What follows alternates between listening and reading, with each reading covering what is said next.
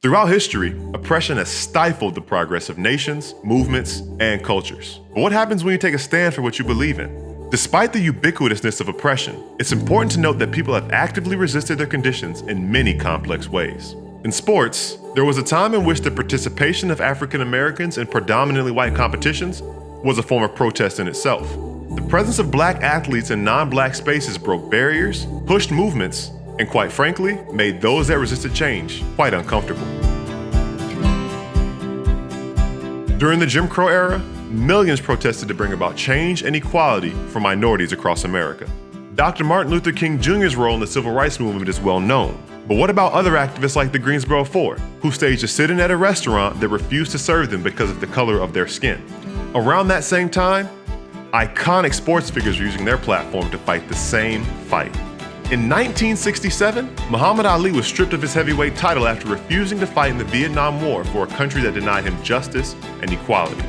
Just 1 year after Ali's protest, Kareem Abdul-Jabbar passed on his opportunity to win Olympic gold by boycotting the 1968 Summer Olympics.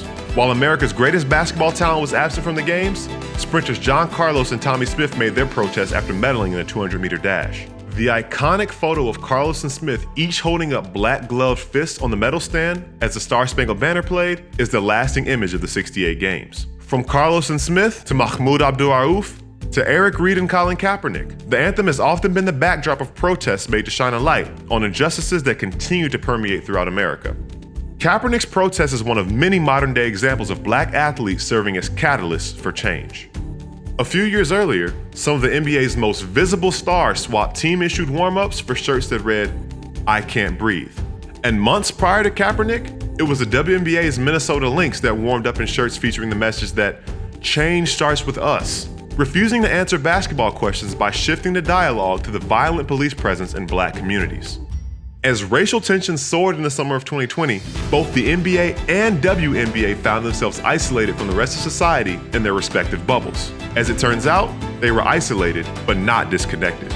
Not enough can be said about the work of the players of the WNBA, who, despite being in a bubble, used their platform to speak out against a bigoted team owner and have an impact on the democratic process in the state of Georgia. In order to refocus the dialogue to the need for societal change, both leagues boycotted games, with the Milwaukee Bucks halting their pursuit of an NBA championship for a more important cause, spreading awareness of an injustice occurring in their own backyard. More often than not, it seems that athletes of color are labeled as a distraction when exercising their right to protest.